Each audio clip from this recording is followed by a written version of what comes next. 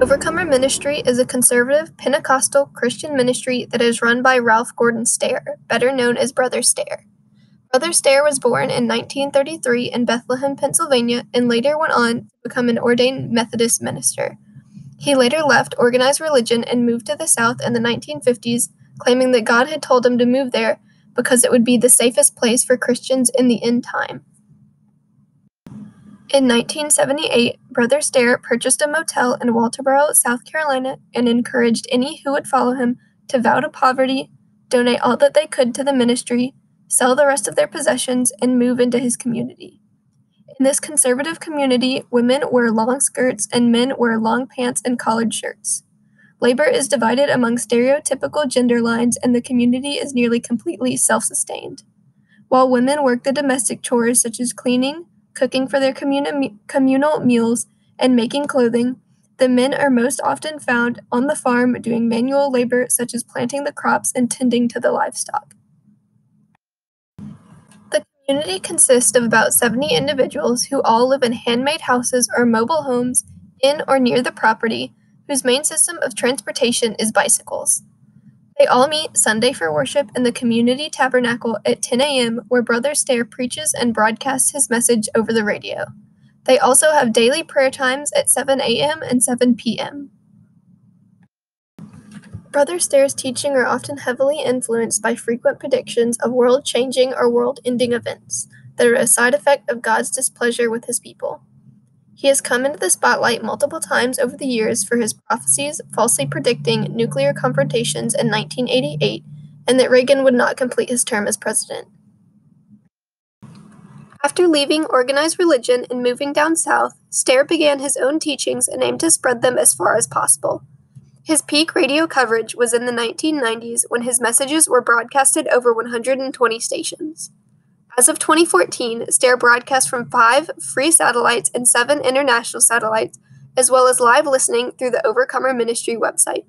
His message goes to listeners all across the United States and areas of South Africa, Australia, New Zealand, Europe, Israel, Russia, India, and Asia. In 2016, Stair was given a sizable donation which allowed him to purchase hundreds of hours per day of airtime and created one of the most expensive shortwave radio broadcasts in history. His $1.5 million budget was funded by his apparently large audience of listeners. Despite residents of the Overcomer Ministry having to surrender their possessions, cut ties with people outside the compound, and being stripped of their free thinking, Stair claims that his organization is not a cult.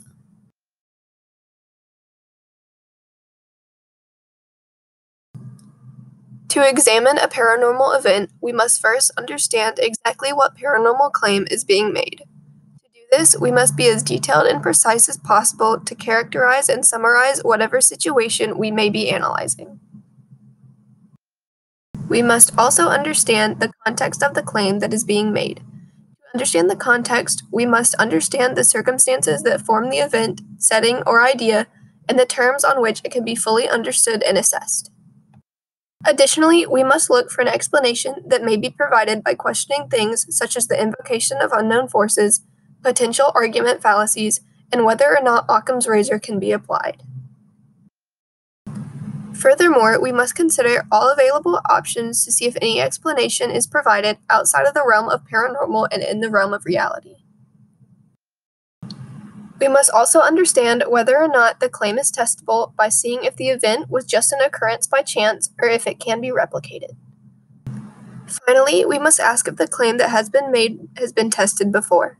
This can be done by collecting all evidence that is offered, determining if the evidence is anecdotal or not, questioning how reliable and valid the measures of the evidence are, and seeing if all available evidence is used.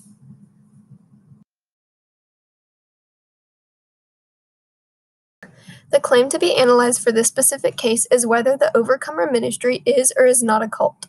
Some contextual evidence that is helpful to analyze this claim is comparing the properties of a cult to the properties of the Overcomer Ministry. By definition, a cult is a group or social movement whose participants exhibit excessive devotion to a leader or cause, and that embrace unethical techniques of persuasion and control. The members of the Overcomer ministry that live on the farm do not exhibit excessive devotion to their leader and self-proclaimed prophet, Brother Stair, but all claim to be waiting on the coming of Christ. These Overcomers are not known to promote any specific agenda for Stair, although he is seen as the individual in the highest of power. Stair himself, despite denying that he has a cult following, fits almost every characteristic of being a cult leader, such as having a charismatic personality, being self-appointed as the leader, perceiving himself as messianic, and being the sole interpreter of policy for the Overcomers. Some of the most prominent markers of cults are also fulfilled, such as recruiting and fundraising, which is done conveniently through the ministry website, an authoritarian group structure, totalitarian rule, the acquisition of exclusive knowledge, and specific daily tasks that occupy the majority of the members' days. The group also eliminates members outside social networks, induces suggestibility, subservience, and dependency through diet and rituals, encourage individuals to conform to the group, and develop a group identity.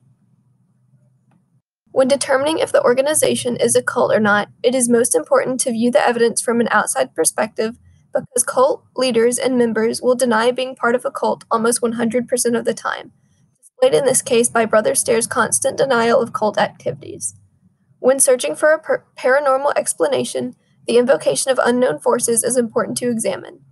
In this case, the only potential unknown force is the claims made by Stair that he had been spoken to by God himself. Other than that, there are no unknown forces for this situation. The only potential argument fallacies could be the denial of the organization's status as a cult, which is not strong enough evidence to change any of the properties classifying it as such. Occam's razor could be applied to this case because it was fairly simple to make the assumption of a cult even before all evidence was presented.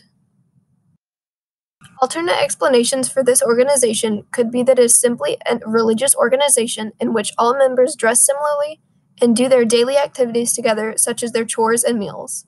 The claim that this organization is a cult could be tested by having experts analyze the group and its activities and determine if they believe that the properties of a cult are fulfilled.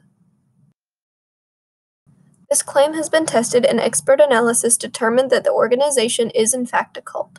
Some key evidence for this conclusion was the testimony from 3 women who had left the group who spoke to the Post and Courier about their experience.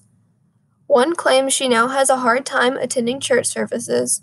Another tells of how wearing pants felt unfamiliar to her after living for over a decade under Stair's dress code. And the third woman says she feels robbed of an education after attending school through the ministry in which they did not teach any science and she did not earn a high school diploma. The first-hand witness accounts of these women's experiences are almost entirely anecdotal because they were based on each of their personal accounts.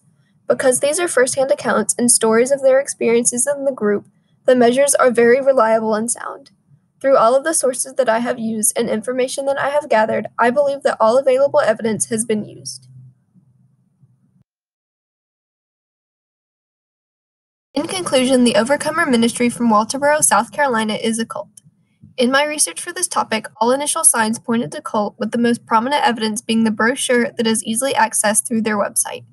It begins by telling of the details of the organization and life on the farm, and states, "You do not join yourself to us, as we are the church that only God can join together by the Holy Spirit."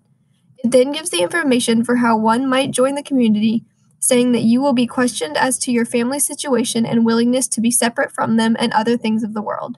It continues with information about the crops and livestock on the farm and calls Brother Stair the man of God who has sole discretion to judge the legitimacy of need and to direct distribution to satisfy the need. It states that residents recognize expulsion from the community for rebellious behavior, and those who choose to leave are not entitled to receive any of their belongings back. Despite the blatantly cult-like information that is presented, it is hard to believe that members still deny being a cult. The fate of this organization is questionable but may live on forever because Brother Stair has been arrested twice with 10 different criminal counts of crimes ranging from sexual assault to kidnapping to burglary. During his first arrest, he only served 77 days for 2 criminal counts, and on January 24th of this year, Stair was released after only 37 days of prison on a $750,000 bail that was likely paid by his non-cult followers.